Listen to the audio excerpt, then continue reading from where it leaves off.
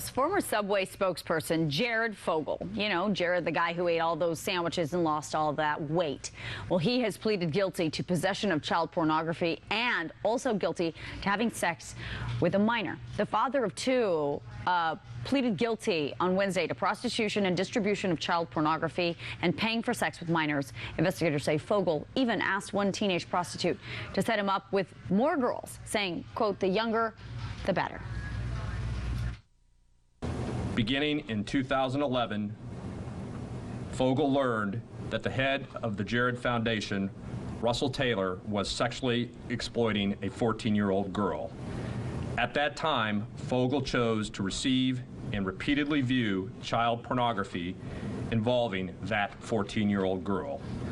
This continued during a 4-year period, and Fogle's actions resulted in the sexual victimization of 12 minors in the state of Indiana. From Subway.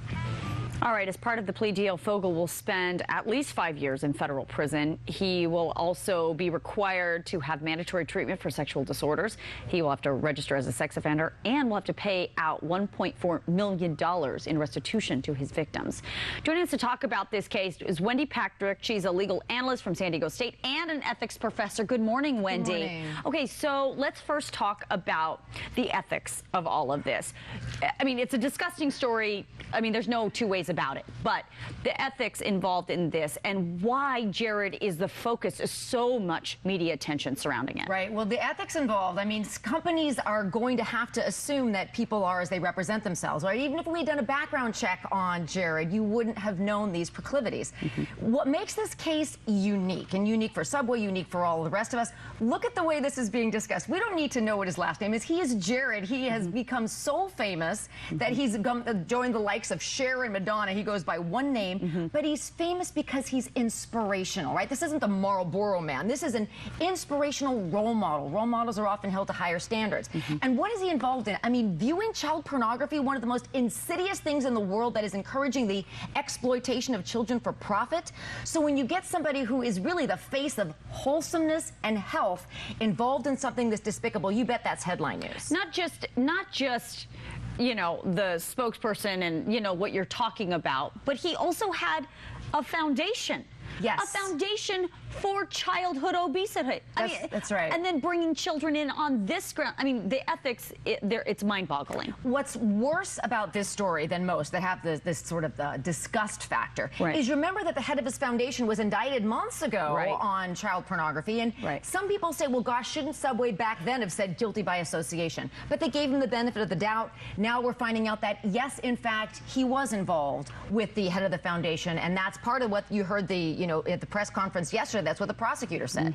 So that really, people say where there's smoke, there's fire, and that unfortunately turned out to be true in this case. What does Subway do? I mean, right off the bat, when he was arrested, when this happened, I mean, I saw a tweet from Subway, a statement from Subway immediately saying, we're cutting all ties with Jared. That's right. Subway moved very swiftly. They scrubbed Jared from their site literally within hours. It's like he never even existed. Exactly. And they basically made a tweet that said, we've suspended our relationship.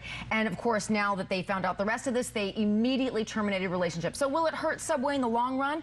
I got to tell you, part of that's going to have to do with what did they know and when did they know it? And that probably will eventually affect their bottom line. But I don't know. There's a lot of people that love Subway and understand that they had no idea this was going on. Yeah, right. It's the man Jared is not the company Subway. No longer. He was the face of Subway. He certainly was. But boy, has that been terminated this week very quickly. I want to talk to you also about the legalities of this because I have a question about this plea deal that he has agreed to. So I keep seeing that there's a range of prison time. Why is there a range, and why did he not agree to a certain amount of time in prison? Well, what they did is they basically had a plea deal that really establishes the parameters of what he could be facing, and that's what has been reported the last couple of days. But ultimately, it's going to be up to a judge. He's agreed to not ask for less than 5, and they've agreed to not ask for more than 12 and a half.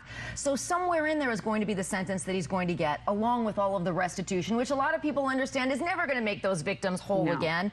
but it was something that was agreed to by both parties. And you and I don't know what went on behind the scenes to arrive at that agreement, but ultimately it's going to be up to a judge as to how much time he serves. Obviously, though, to come to an agreement that quickly, right off the bat, you have to assume that the case against him is so strong and the evidence is so tight that he had no choice here. Well, the plea deal likely has been in the works for some time, and what we don't know is what went on behind the scenes and what kind of evidence would have been presented. Sadly, I know everybody wants to know that, but what we do know is that both sides agreed that this is fair under the circumstances, and we're going to see what ultimately ends up happening. All right. Wendy, thank you so much for coming in. Thank you you for your insight. Always great to see you. Thank you.